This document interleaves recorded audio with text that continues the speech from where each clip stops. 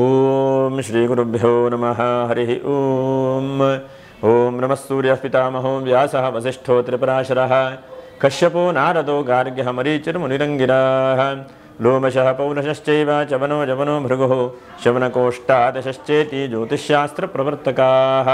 ನಮೋ ಋಷಿಭ್ಯಃ ನಮೋ ಮಹದ್ಭ್ಯಃ. ಪ್ರಿಯ ವೀಕ್ಷಕರೇ, ಭಗವಂತ ಶುಭವನ್ನುಂಟು ಮಾಡಲಿ. ಆತ್ಮೀಯರೇ, ಅಕ್ಟೋಬರ್ ತಿಂಗಳಲ್ಲಿ ವೃಷಭ ರಾಶಿಯವರಿಗೆ ಹೇಗಿದೆ ಮಾಸ ಭವಿಷ್ಯ ಎಂಬುದನ್ನು ನಾವು ತಿಳ್ಕೊಳ್ಳೋಣ. ನೋಡಿ, ಗ್ರಹಸ್ಥಿತಿ ಹೇಗಿದೆ ಅಂತಂದರೆ, ತೃತೀಯ ರಾಶಿಯಲ್ಲಿ ಗುರು, ಚತುರ್ಥ ರಾಶಿಯಲ್ಲಿ ಕೇತು, ಹಾಗೆ ಪಂಚಮ ರಾಶಿಯ ಶುಕ್ರ. ರಾಶ್ಯಾಧಿಪತಿ ಪಂಚಮದಲ್ಲಿದ್ದಾನೆ, ಇದು ಬಹಳ ಒಳ್ಳೆಯದು. ಷಷ್ಠ ರಾಶಿಯಲ್ಲಿ ರವಿಕುಜ ಶುಕ್ರರು ಕೂಡ ಷಷ್ಠ ರಾಶಿಯಲ್ಲಿದ್ದಾರೆ. ಸಪ್ತಮ ಅಷ್ಟಮ ರಾಶಿಯಲ್ಲಿ ಯಾರಿಲ್ಲ. ದಶಮ ರಾಶಿಯಲ್ಲಿ ರಾಹು, ಹಾಗೆ ಏಕಾದಶ ರಾಶಿಯಲ್ಲಿ ಶನೇಶ್ಚರನಿದ್ದಾನೆ. ಹೀಗೆಲ್ಲ ಒಂದು ಗ್ರಹಸ್ಥಿತಿ ಇದೆ. ಕೃತಿಕಾ ನಕ್ಷತ್ರ 2, 3, 4ನೇ ಪಾದ, ರೋಹಿಣಿ ನಕ್ಷತ್ರ 1, 2, 3, 4ನೇ ಪಾದ, ಮೃಗಶಿರ ನಕ್ಷತ್ರ 1, 2ನೇ ಪಾದ. ವಿಡಿಯೋ ಮುಗಿಯುವವರೆಗೂ ಕೂಡ ನೀವು ನೋಡ್ತಾ ಇರಿ. ನಕ್ಷತ್ರ ಪರಿಹಾರಗಳು ಏನಿದೆ ಎಂಬುದನ್ನು ಕೂಡ ನಾವು ತಿಳ್ಕೊಳ್ಳೋಣ. ನೋಡಿ, ಅಕ್ಟೋಬರ್ ತಿಂಗಳಲ್ಲಿ ಹಬ್ಬ ಹರಿದಿನಗಳು ಏನಂತಂದರೆ, ಆಶ್ವೀಜ ಮಾಸ ಅಂದರೆ ನವರಾತ್ರಿಯ ಕೊನೆಯದಾದಂಥ ಒಂದು ಸಮಯ. ಇಂತಹದ್ದಲ್ಲಿ 2ನೇ ತಾರೀಕಿಗೆ ನಮಗೆ ವಿಜಯದಶಮಿ ಸಿಗುತ್ತೆ. ಈ ತಿಂಗಳಲ್ಲಿ ಬಹಳ ಒಳ್ಳೆಯದು. ವಿಜಯದಶಮಿ ದಿವಸ ಏನಾದರೂ ಒಳ್ಳೆಯ ಕೆಲಸ ಕಾರ್ಯಗಳನ್ನು ಮಾಡಿಕೊಳ್ಳಿ. 3ನೇ ತಾರೀಕಿಗೆ ಸಂಕ್ರಾಂತಿಯೂ ಕೂಡ ಇದೆ, ವಿಶೇಷವಾಗಿ ಸರ್ವೇಶಾಂ ಏಕಾದಶಿ. ಹಾಗೆ 6ನೇ ತಾರೀಕಿಗೆ ಚಾಮುಂಡಿ ಬೆಟ್ಟದಲ್ಲಿ ವ್ರತ, ಪೂಜೆ, ರಥೋತ್ಸವಗಳೆಲ್ಲ ಇದೆ. ಹಾಗೆ 7ನೇ ತಾರೀಕಿಗೆ ಶೀಗಿ ಹುಣ್ಣಿಮೆ ಅಥವಾ ವಾಲ್ಮೀಕಿ ಜಯಂತಿ ಅಂತಿದೆ. ಹಾಗಾಗಿ 7ನೇ ತಾರೀಕಿಗೆ ವಿಶೇಷವಾಗಿ ಶೀಗಿ ಹುಣ್ಣಿಮೆ ಮತ್ತು ಸತ್ಯನಾರಾಯಣ ಸ್ವಾಮಿ ಪೂಜೆ ಮಾಡುವಂಥ ಒಂದು ವಿಶೇಷವಾದಂಥ ಒಂದು ದಿವಸ. ಇನ್ನು 9ನೇ ತಾರೀಕಿಂದ ಹಾಸನಾಂಬ ದರ್ಶನದ ಆರಂಭ ಆಗುವಂಥದ್ದು. 10ನೇ ತಾರೀಕಿಗೆ ಸಂಕಷ್ಟರ ಚತುರ್ಥಿ ಇದೆ. ಹಾಗೆ 17ನೇ ತಾರೀಕಿಗೆ ಮತ್ತೆ ಏಕಾದಶಿ. ಅನಂತರದಲ್ಲಿ ನೋಡಿ, ದೀಪಾವಳಿಯ ನೀರು ತುಂಬುವಂಥ ಹಬ್ಬ 19ನೇ ತಾರೀಕಿಗೆ. 20ನೇ ತಾರೀಕಿಗೆ ನರಕ ಚತುರ್ದಶಿ, ವಿಶೇಷವಾಗಿ ನರಕ ಚತುರ್ದಶಿ ಪೂಜೆ ಪುನಸ್ಕಾರಗಳನ್ನು ಮಾಡುವಂಥದ್ದು. ಹಾಗೆ ಧನತ್ರಯೋದಶಿ ವ್ರತವೂ ಕೂಡ ಅದೇ ದಿವಸ ಇದೆ. ಹಾಗಾಗಿ ಮರೆಯದೇ ಇದ್ದ ಹಾಗೆ 20ನೇ ತಾರೀಕಿಗೆ ಲಕ್ಷ್ಮಿಯನ್ನು ವಿಶೇಷವಾಗಿ ಪೂಜೆ ಮಾಡಿಕೊಳ್ಳಿ. 21ನೇ ತಾರೀಕಿಗೆ ಬಲೀಂದ್ರ ಪೂಜೆ. 21ಕ್ಕೆ ನಮ್ಮಲ್ಲಿ ದೀಪಾವಳಿಯ ಹಬ್ಬ, ದೀಪಾವಳಿ ಪಾಡ್ಯಕ್ಕೆ ಹಬ್ಬ ಅಂತ ಹೇಳಿ ಕರೀತಾರೆ. ಅನಂತರದಲ್ಲಿ ಹಾಸನಾಂಬ ಬಾಗಿಲು ಹಾಕುವಂಥದ್ದು 23ನೇ ತಾರೀಕಿಗೆ. ಸೋಮವಾರ ಕಾರ್ತಿಕ ಮಾಸದ ಸೋಮವಾರ ವಿಶೇಷವಾಗಿ ಶಿವನನ್ನು ಪೂಜೆ ಮಾಡುವಂಥದ್ದು. ಈಗೆಲ್ಲ ಇದೆ ಹಬ್ಬ ದಿನಗಳು.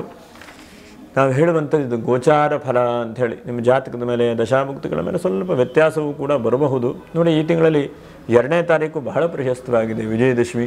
ಹಾಗೆ 5ನೇ ತಾರೀಕು ಕೂಡ ಭಾನುವಾರ ತ್ರಯೋದಶಿ, ಪರವಾಗಿಲ್ಲ, ತಕ್ಕ ಮಟ್ಟಿಗೆ ಒಳ್ಳೆಯ ರೀತಿಯಾದಂತಹ ಒಂದು ದಿವಸವೇ. ಹೀಗೆಲ್ಲ ಒಂದು ಹಬ್ಬ ದಿನಸಗಳಿದೆ. ಹಾಗಾಗಿ ದೇವರು ಪೂಜೆ ಮಾಡಿಕೊಳ್ಳಿ.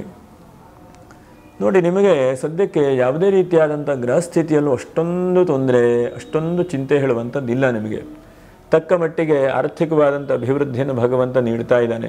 ಎಲ್ಲೋ ಒಂದು ಕಡೆ ಹಣಕಾಸು ಬರುವಂಥದ್ದು, ಎಲ್ಲೋ ಒಂದು ಕಡೆ ಖರ್ಚಾಗ್ತದೆ. ಬಿಡಿ, ಬಂದರೆ ತಾನೇ ಖರ್ಚಾಗುವುದು. ಹಾಗಾಗಿ ಖರ್ಚಿನ ವ್ಯವಸ್ಥೆ ಸ್ವಲ್ಪ ಜಾಸ್ತಿ ಆಗ್ತಾ ಇದೆ. ಹಾಗಂತೇಳಿ ಚಿಂತೆ, ಟೆನ್ಷನ್ ಮಾಡ್ಕೊಳ್ಳುವಂಥದ್ದು ಬೇಡ. ನಿಮ್ಮ ರಾಶ್ಯಾಧಿಪತಿಯಾದಂಥ ಶುಕ್ರನು ಪಂಚಮದಲ್ಲಿದ್ದಾನೆ. ಇದು ಬಹಳ ಒಳ್ಳೆಯದಾದಂಥದ್ದು. ಪೂರ್ವ ಪುಣ್ಯ ಸ್ಥಾನದಲ್ಲಿ ಶುಕ್ರನು ಬುಧನ ಮನೆಯಲ್ಲಿದ್ದಾನೆ. ಹಾಗಾಗಿ ಒಂದಂತಕ್ಕೆ ಎಲ್ಲೋ ಒಂದು ಕಡೆಗೆ ಇನ್ವೆಸ್ಟ್ಮೆಂಟ್ ಮಾಡಿರುವಂಥ ಹಣ ವಾಪಸ್ ಬರುವಂಥದ್ದು, ಅಥವಾ ಎಲ್ಲೋ ಒಂದು ಕಡೆ ಸೈಟ್ ಸೇಲ್ ಮಾಡಬೇಕು ಅಂಥೇಳಿ ತಲೆ ಕೆಡಿಸ್ಕೊಳ್ತಾ ಇದ್ದೀರಿ. ಯಾಕಂದರೆ ಎಲ್ಲೋ ಒಂದು ಕಡೆ ಬೇರೆ ಕಡೆಗೆ ಇನ್ವೆಸ್ಟ್ಮೆಂಟ್ ಮಾಡೋಣ ಅಂಥೇಳಿ ಇನ್ವೆಸ್ಟ್ಮೆಂಟ್ ಮಾಡಲಿಕ್ಕೆ ಇದು ಬಹಳ ಉತ್ತಮವಾದಂಥ ಒಂದು ಸಮಯ. ಯಾಕಂದರೆ 1 ರೂಪಾಯಿ ಕೂಡ ಕೂಡಿಟ್ಟು, ಸೇರಿಟ್ಟು, ಅಷ್ಟಷ್ಟಾಗಿ ಹಂತವಾಗಿ ಇನ್ವೆಸ್ಟ್ಮೆಂಟ್ ಮಾಡಬೇಕು. ಒಂದೇ ಸಲ ಯಾವಾಗೂ ಹಣ ಯಾರಿಗೂ ಕೂಡ ಸಿಗುವುದಿಲ್ಲ. ಅಷ್ಟಷ್ಟಾಗಿ ಹಣ ಬರುತ್ತೆ, ಅಷ್ಟಷ್ಟಾಗಿ ಸೇರಿಸಬೇಕು. ಹನಿ ಹನಿ ಕೂಡಿ ಹಳ್ಳ ಅಂತೇಳಿ ಹೇಳ್ತಾರಲ್ಲ ಹಾಗೆ. ಕ್ಷಣಶಃ ಕಣಶಶ್ಚೈವ ವಿದ್ಯಾಮರ್ಥಂಚ ಸಾಧಯೇತ್, ಕ್ಷಣತ್ಯಾಗೆ ಕುತೋ ವಿದ್ಯಾ ಕಣತ್ಯಾಗೆ ಕುತೋ ಧನಂ ಎಂಬುದಾಗಿ ಒಂದು ಸುಭಾಷಿತಕಾರರು ಹೇಳಿದ್ದಾರೆ. ಒಂದು ಅರ್ಥ ಹೇಳ್ತಾ ಹೋದರೆ ಸುಮಾರು ಸಮಯ ಆಗಿಬಿಡುತ್ತೆ. ಇಲ್ಲಿ ಒಂದೊಂದೇ ನಾವು ಹೇಗೆ ಅಕ್ಕಿ ಕಾಳನ್ನು ಸೇರಿಸಿ 1 kg ಅಕ್ಕಿ ಮಾಡ್ತೇವೆಯೋ, ಹಾಗೆ 1 ರೂಪಾಯಿ ಇನ್ವೆಸ್ಟ್ಮೆಂಟ್ ಮಾಡಬೇಕು ಅಂಥೇಳಿ. ಅದಕ್ಕೆ ಕಾಂಪೌಂಡಿಂಗ್ ಇಂಟ್ರೆಸ್ಟ್ ಅಂತ ಹೇಳ್ತಾರೆ, ನಿಮಗೆಲ್ಲ ಚೆನ್ನಾಗಿ ಗೊತ್ತಿರ್ತದೆ. ಹಾಗಾಗಿ ಅಂತಹದ್ದನ್ನು 10 ರೂಪಾಯಿ, 5 ರೂಪಾಯಿ, 10,000, 20,000 ಸೇರಿಸಿ ಸಣ್ಣದಾಗಿ ಇನ್ವೆಸ್ಟ್ಮೆಂಟ್ ಮಾಡಲಿಕ್ಕೆ ಶುರು ಮಾಡಿ. ಇನ್ವೆಸ್ಟ್ಮೆಂಟ್ ಮಾಡಿ ನೀವು ಆರ್ಥಿಕವಾಗಿ ಬಹಳ ಶ್ರೀಮಂತರಿದ್ದರೆ ಖಂಡಿತವಾಗೋದು ಯೋಚನೆ ಅಲ್ಲ. ಆದರೆ ಸಾಮಾನ್ಯವಾದಂತಹ ನಮ್ಮಂಥ ಮಿಡ್ಲ್ ಕ್ಲಾಸ್ ಜನ ಏನಂತಂದರೆ ಅಷ್ಟಷ್ಟಾಗೆ ಸೇರಿಸ್ಕೊಂಡು ವೃದ್ಧಿಯಾಗೋಗಿ ಮಾಡಬೇಕು. ಶುಕ್ರನು ಯಾವಾಗ ಪಂಚಮ ರಾಶಿಯಲ್ಲಿ ಬರುತ್ತಾನೋ, ಶುಕ್ರನು ಯಾವಾಗ ಭಾಗ್ಯ ರಾಶಿಯಲ್ಲಿ ಬರುತ್ತಾನೋ ಅಂತಹ ಸಮಯದಲ್ಲಿ ಇನ್ವೆಸ್ಟ್ಮೆಂಟ್ ಮಾಡಬೇಕು ಹೇಳುವಂಥದ್ದು. ಯಾಕಂದರೆ ಹೇಗೆ ಪೂರ್ವ ಪುಣ್ಯವೂ ವೃದ್ಧಿಯಾಗುತ್ತೋ ನಮಗೆ, ಅದೇ ತರಹ ನಮ್ಮ ಆರ್ಥಿಕವಾದಂತಹ ಸುಸ್ಥಿತಿಯು ಬಹಳ ಮುಖ್ಯವಾದಂಥದ್ದು. ಆರ್ಥಿಕವಾದಂಥ ಸುಸ್ಥಿತಿ ಇಲ್ಲ ಅಂತಾದರೆ ಇವತ್ತಿನ ಕಾಲದಲ್ಲಿ ಬಹಳ ಕಷ್ಟ. ಹಾಗಾಗಿ ಈ ತಿಂಗಳಲ್ಲಿ 1ನೇ ತಾರೀಕಿಂದ 30ನೇ ತಾರೀಕಿನವರೆಗೂ ಕೂಡ ಎಷ್ಟು ಸಾಧ್ಯ ಆಗುತ್ತೋ ಅಷ್ಟು ನಿಮ್ಮ ಕೈಯಲ್ಲಿ ಆದ ಮಟ್ಟಿಗೆ ಎಲ್ಲೋ ಒಂದು ಕಡೆಗೆ ಸೇವಿಂಗ್ ಮಾಡುವಂಥ ಪ್ರಯತ್ನವನ್ನು ಮಾಡಿ, ಆ ಸೇವಿಂಗ್ ಮಾಡುವಂಥ ಹಣವನ್ನು ಎಲ್ಲೋ ಒಂದು ಕಡೆಗೆ ಇನ್ವೆಸ್ಟ್ಮೆಂಟು ಕೂಡ ಮಾಡಿ, ಅದಕ್ಕೆ ಬಹಳ ಉತ್ತಮವಾದಂಥ ಸಮಯ ಶುಕ್ರನಿಂದ. ಹಾಗೆ ಎರಡನೇದು ಅವಿವಾಹಿತರಿಗೆ ವಿವಾಹ ಆಗುವಂಥ ಸಾಧ್ಯತೆಗಳು.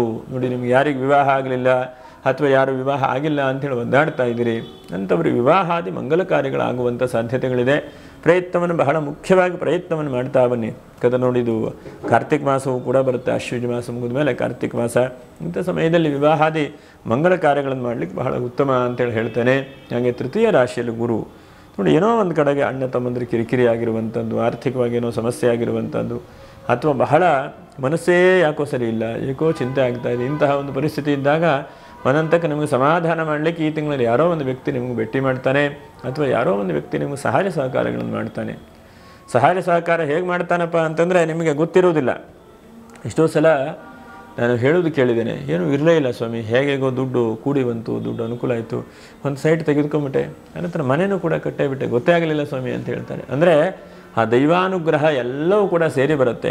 ಸೇರಿ ಬಂದಾಗ ಆಗುತ್ತೆ, ಇಲ್ಲ ಅಂತಂದರೆ ಏನು ಪ್ರಯತ್ನ ಮಾಡಿದರೂ ಆಗುವುದಿಲ್ಲ. ಹಾಗಾಗಿ ದೈವಾನುಗ್ರಹ ಹೇತುಕಂ ಅಂತ ಈ ತಿಂಗಳಲ್ಲಿ ಆ ದೈವಾನುಗ್ರಹ ತಕ್ಕ ಮಟ್ಟಿಗೆ ಅನುಕೂಲತೆಗಳನ್ನು ಕೊಡ್ತಾ ಇದೆ. ಹಾಗೆ ಮರ್ಯಾದೆ ಇದ್ದ ಹಾಗೆ ಇನ್ವೆಸ್ಟ್ಮೆಂಟ್ ಮಾಡುವಂಥದ್ದು, ಯಾವುದೋ ಒಂದು ಖರೀದಿ ಮಾಡುವಂಥದ್ದು, ಎಲ್ಲ ಖರೀದಿ ಮಾಡುವಂಥದ್ದು ಹಾಳು ಮಾಡಲಿಕ್ಕಲ್ಲ, ಅದರಿಂದ ನಾಳೆಗೇನೋ ಬೆಳವಣಿಗೆ ಬರುತ್ತೆ ಅಂತ ಅದನ್ನು ಖರೀದಿ ಮಾಡಿ ಇಟ್ಕೊಳ್ಳುವಂಥ ಪ್ರಯತ್ನವನ್ನು ಮಾಡಿ. ತೃತೀಯ ರಾಶಿಯಲ್ಲಿ ಗುರು ಇದ್ದಾನೆ, ಹಾಗಾಗಿ ನಿಮಗೆ ಮುಂದೆಲ್ಲ 7.7 ಶನಿ ಬರುತ್ತೆ, ಮುಂದೆಲ್ಲ ಗೃಹಸ್ಥಿತಿಯೂ ಕೂಡ ಕಠಿಣವಾದಂಥ ಅವಕಾಶಗಳು ಬರ್ತಾ ಹೋಗ್ತದೆ. ಹಾಗಾಗಿ ಇವಾಗ ಸಮಯ ಇದ್ದಾಗ ಗಾಳಿ ಬಂದಾಗ ತೂರಿಕು, ಏನು ಸಾಧ್ಯ ಆಗುತ್ತೋ ಅಷ್ಟು ಒಳ್ಳೆಯ ರೀತಿಯಲ್ಲಿ ಕೆಲಸ ಕಾರ್ಯಗಳನ್ನು ಪ್ರಯತ್ನಗಳನ್ನು ಮಾಡಿ. ಗೌರ್ಮೆಂಟ್ ನೌಕರಲ್ಲಿದ್ದವರಿಗೂ ಕೂಡ ಹೆಚ್ಚಿನದಾದಂಥ ಅವಕಾಶಗಳಿದೆ ಈ ತಿಂಗಳಲ್ಲಿ.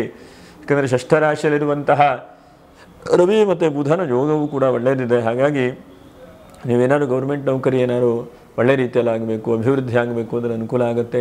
ಮತ್ತು ನಿಮ್ಮ ಮೇಲುಗಡೆ ಅಧಿಕಾರಿಗಳಿಂದ ಏನಾದರೂ ಕಿರಿಕಿರಿ ಆಗ್ತಾ ಇದ್ದರೆ ಶತ್ರುತ್ವ ಹೇಳುವಂಥದ್ದು ಪರಿಹಾರವಾಗ್ತದೆ. ಎಷ್ಟೋ ಸಲ ಅನೇಕ ಶತ್ರುತ್ವ, ಅನೇಕ ಚಿಂತೆ, ಅನೇಕ ಟೆನ್ಷನ್ ಇರ್ತದೆ. ಹಾಗಾಗಿ ಅಂತಹ ಆ ಶತ್ರುತ್ವ, ಟೆನ್ಷನ್ನು, ಚಿಂತೆ ಎಲ್ಲ ಪರಿಹಾರ ಆಗ್ತದೆ ಈ ತಿಂಗಳಲ್ಲಿ ಅಂತೇಳಿ ಹೇಳಬಹುದು. ಹಾಗೆ ರಾಹುವಿಂದ ಚಿಂತನೆ ಮಾಡಲಿಕ್ಕೆ ಹೋದರೆ ಸ್ವಲ್ಪ ದೊಡ್ಡದಾದಂಥ ವ್ಯವಹಾರಗಳು ಈ ತಿಂಗಳಲ್ಲಿ ಬರುವಂಥದ್ದು. ಯಾಕಂದರೆ ನಿಮ್ಮ ಯೋಚನೆ ಏನಿದೆ ದೊಡ್ಡದಾಗಿ ಬೃಹತ್ತಾಕಾರವಾದಂಥ ಯೋಚನೆ. ವೃಷಭ ರಾಶಿಯವರದಲ್ವ, ಸಣ್ಣ ಸಣ್ಣ ಯೋಚನೆಯೇ ಇಲ್ಲ, ಸಣ್ಣ ಸಣ್ಣ ಚಿಂತೆಯೇ ಇಲ್ಲ ನಿಮಗೆ. ನೀವು ಯೋಚನೆ ಮಾಡಿದರೆ ಕೋಟಿಗಟ್ಟಲೆ, 10 ಕೋಟಿ 5 ಕೋಟಿ ಮಾತಾಡ್ತೀರಿ. ಹಾಗಾಗಿ ಅಂತಹದ್ದು ಜಾಸ್ತಿಯಾಗಿ ಯೋಚನೆ ಮಾಡ್ತಾ ಹೋಗಬೇಕು. ಒಳ್ಳೆ ಕೆಲಸಗಳನ್ನು ಹೀಗೆ ಮಾಡಿದ್ರೆ ಒಳ್ಳೆಯದಾಗತ್ತೆ, ಹೀಗೆ ಅನುಕೂಲತೆಗಳಾಗುತ್ತೆ, ಹೀಗೆ ನಾವು ಮಾಡಬಹುದು ಅಂಥೇಳಿ. ಯಾಕಂದರೆ ಈ ತಿಂಗಳಲ್ಲಿ ಬಹಳ ಮುಖ್ಯವಾಗಿ 5ನೇ ನೀವು ಪರಿಗಣನೆ ಮಾಡಿ ಪ್ರಯತ್ನ ಮಾಡಿ. 1ನೇದಾಗಿ ವಿವಾಹಾದಿ ಮಂಗಲ ಕಾರ್ಯಗಳು ಅವಕಾಶಗಳು ಕೂಡ ಇದೆ, ಪ್ರಯತ್ನ ಮಾಡಿ, ಅದರಿಂದ ಅನುಕೂಲ ಆಗಬಹುದು. ಹಾಗೆ 2ನೇದಾಗಿ ವಾಹನದಲ್ಲಿ ಏನಾದರೂ ತೊಂದರೆ ತಾಪತ್ರೆಗಳಾದರೆ ಅದು ಪರಿಹಾರ ಆಗುವಂಥದ್ದು. ಮತ್ತು 3ನೇದಾಗಿ ನನಗೆ ಕೆಲಸ ತಪ್ಪು ಹೋಗಿದೆಯಪ್ಪ, ಏನು ಮಾಡಿದ್ರೆ ಸಿಗ್ತಾ ಇಲ್ಲ ಅಂದರೆ ಈ ತಿಂಗಳ ಜಾಸ್ತಿ ಪ್ರಯತ್ನವನ್ನು ಮಾಡಿ, ಆ ಪ್ರಯತ್ನಗಳು ಸಫಲವಾಗಬಹುದು. ಮತ್ತು ನಿಮ್ಮ ವಿದ್ಯಾರ್ಥಿಗಳ ಜೀವನ ಹಾಡುವಂಥದ್ದು ಬಹಳ ಸೂಕ್ಷ್ಮವಾದಂಥದ್ದು, ಬಹಳ ಕಷ್ಟಪಟ್ಟು ಓದಬೇಕಾದಂಥದ್ದು. ಆ ಸಮಯವನ್ನು ಹಾಳು ಮಾಡಿಕೊಂಡ್ರೆ ಜೀವನದಲ್ಲಿ ಎಲ್ಲವೂ ಕೂಡ ಹೋಗಿಬಿಡುತ್ತೆ. ಹಾಗಾಗಿ ವಿದ್ಯಾರ್ಥಿ ಜೀವನದ ಅಂತಂದರೆ ಚಿನ್ನ ಇದ್ದ ಹಾಗೆ ಇದು, ಅದನ್ನು ಹಾಳು ಮಾಡಿಕೊಳ್ಬಾರ್ದು. ಸಮಯವನ್ನು ಹಾಳು ಮಾಡ್ತಾ ಹೋದರೆ ಮುಂದೆ ನಮ್ಗೆ ಅಂಥ ಜೀವನ ತಪ್ಪೇ ಹೋಗಿಬಿಡುತ್ತೆ. ಕೊನೆಗೆ ಯಾವುದೋ ಏಜಲ್ಲಿ ಓದಬೇಕು ಅಂದರೆ ಓದಲಿಕ್ಕಾಗಲ್ಲ, ಕೊನೆಗೆಲ್ಲ ಅನರ್ಥವಾಗಿ ಹೋಗ್ತದೆ. ಹಾಗಾಗಿ ವಿದ್ಯಾರ್ಥಿಗಳಿಗೆ ಇಂತಹ ಸಮಯ ಬರುವಂಥದ್ದು ಕಷ್ಟ. ಹಾಗಾಗಿ ನೀವು ಇನ್ನು 10 ವರ್ಷ 5 ವರ್ಷದ ಮುಂದಿನ ಚಿಂತನೆ ಮಾಡ್ಕೊಂಡು ಓದ್ಕೊಳ್ಳಿ, ಏನು ಓದಿದ್ರೆ ನನಗೆ ಅವಕಾಶಗಳಾಗುತ್ತೆ. ಯಾಕಂದರೆ ಇವಾಗ ಇರಬಹುದು, ನಾಳೆಗೆ ನೋಕಿಯಾ ಫೋನ್ ಆದಾಗ ಹೋಗ್ತದೆ. ಅಪ್ಗ್ರೇಡ್ ಇಲ್ಲ ಅಂತಾದರೆ ನಮ್ಮನ್ನು ಯಾರೂ ಗಮನಿಸೋದೇ ಇಲ್ಲ ಅಲ್ವ. ಹಾಗಾಗಿ ನಾವು ಎಷ್ಟು ಸಾಧ್ಯ ಆಗುತ್ತೋ ಇನ್ನು 10 ವರ್ಷ 5 ವರ್ಷ 20 ವರ್ಷದ ಮುಂದಿನ ಉದ್ದೇಶ ಇಟ್ಕೊಂಡು ಓದುವಂತಹ ಪ್ರಯತ್ನವನ್ನು ಮಾಡಬೇಕು. ಹಿಂದೆಲ್ಲ ನೋಡಿ ಏನು ಎಲ್ಲ ಇತ್ತು, ನಮಗಷ್ಟು ತಿಳುವಳಿಕೆ ಇರಲಿಲ್ಲ. ಹಾಗಾಗಿ ಈಗೆಲ್ಲ ನಮಗೆ ತಿಳುವಳಿಕೆ ಬರ್ತಾ ಇದೆ, ಅಪ್ಗ್ರೇಡ್ ಆಗ್ತಾ ಬರಬೇಕು ಸ್ವಲ್ಪ ಆಗಿ. ಹಾಗಾಗಿ ನಾವು ಕೂಡ ಪ್ರಯತ್ನ ಮಾಡಬೇಕು, ಅದನ್ನು ಮರಿಬೇಡಿ ನೀವು. ಯಾಕಂದರೆ ಎಷ್ಟೋ ಸಲ ಏನಾಗುತ್ತೆ, ಎಲ್ಲ ರೀತಿಯಲ್ಲೂ ಕೂಡ ನಾವು ತಪ್ಪು ಮಾಡಿದ ಮೇಲೆ ನಮಗೆ ಯೋಚನೆ ಬರ್ತಾ ಇರುತ್ತೆ ಅಲ್ವ. ಹಾಗಾಗಿ ನಾವು ಆದಷ್ಟು ಒಳ್ಳೆ ರೀತಿಯಾಗಿ ಯೋಚನೆ ಮಾಡ್ತಾ ಹೋಗಬೇಕು. ದಿವಸಕ್ಕೆ 10 ನಿಮಿಷ, ಅರ್ಧ ಗಂಟೆ ಏನು ಮಾಡಬೇಕು ಹೇಳಿ ನೀವೇ ನಿಮ್ಮ ಒಳಗಡೆ ಕೂತ್ಕೊಂಡು ಯೋಚನೆ ಮಾಡಿ. ನಾನು ಹೇಳುವಂಥದ್ದು ಏನು ಮಾಡಿದ್ರೆ ಆಗುತ್ತೆ, ಗ್ರಹ ಸ್ಥಿತಿ ಹೀಗಿದೆ, ಹೀಗೆಲ್ಲ ಹೇಳಿದ್ದಾರೆ, ನಾನು ಏನು ಮಾಡಬಹುದು. ಯಾಕಂದರೆ ಆಗಲ್ಲ ಅಂತೇಳಿ 100 ಜನ ಕಮೆಂಟ್ ಹಾಕ್ತಾ ಇರ್ತಾರೆ. ಯಾಕಂದರೆ ಇದು ನಾವು ಹೇಳುವಂಥದ್ದು ಗೋಚಾರ ಫಲ 100ಕ್ಕೆ 100 ಖಚಿತವಾಗಿ ಆಗ್ತದೆ ಹೇಳುವಂಥದ್ದಲ್ಲ, ಒಂದು ಗ್ರಹ ಸ್ಥಿತಿಗಳ ಮೂಲಕವಾಗಿ ಸಾಮಾನ್ಯವಾಗಿ ಆಗಬಹುದು ಹೇಳೋದನ್ನು ಕೂಡ ನಿಮಗೆ ಊಹೆ ಮಾಡಿ ಹೇಳುವಂಥ ಒಂದು ಪ್ರಯತ್ನ. ಹಾಗಾಗಿ ನೀವು ಪ್ರತಿನಿತ್ಯವೂ ನಾನು ಏನು ಗೋಲ್ ರೀಚ್ ಮಾಡಬೇಕು, ಇನ್ನು 1 ತಿಂಗಳಲ್ಲಿ ಏನು ಮಾಡಬೇಕು, 1 ವರ್ಷದಲ್ಲಿ ಏನು ಮಾಡಬೇಕು, 10 ವರ್ಷದಲ್ಲಿ ಏನು ಮಾಡಬೇಕು, ಹೀಗೆ ಇಂತಹದ್ದನ್ನೆಲ್ಲ ಪ್ಲ್ಯಾನ್ ಮಾಡಿ ಪಾರ್ಟ್ ಮಾಡ್ತಾ ಹೋದರೆ ಅದು ಖಂಡಿತವಾಗಿ ಅನುಕೂಲ ಆಗುತ್ತೆ. ಇನ್ನು ಬುಧನನ್ನು ಚಿಂತನೆ ಮಾಡುವಂಥದ್ದು ಏನೋ ನೂತನವಾದಂಥ ಕೆಲಸಗಳನ್ನು ಶುರು ಮಾಡ್ತೀರಿ ಈ ತಿಂಗಳಲ್ಲಿ. ಏನು ಮಾಡ್ತಿರೋ ಗೊತ್ತಿಲ್ಲ, ಒಬ್ಬೊಬ್ಬರು ಒಂದೊಂದು ಕೆಲಸಗಳನ್ನು ಮಾಡಬಹುದು, ಅದು ಒಳ್ಳೆಯದೇ, ಅದನ್ನು ಚಿಂತೆ ಮಾಡೋದು ಬೇಡದ. ಮುಂದೆ ಹೋಗಿ ಆ ಕೆಲಸವೂ ಕೂಡ ಒಳ್ಳೆಯ ರೀತಿಯಾಗಿ ಕೊಡ್ತದೆ ನಿಮಗೆ.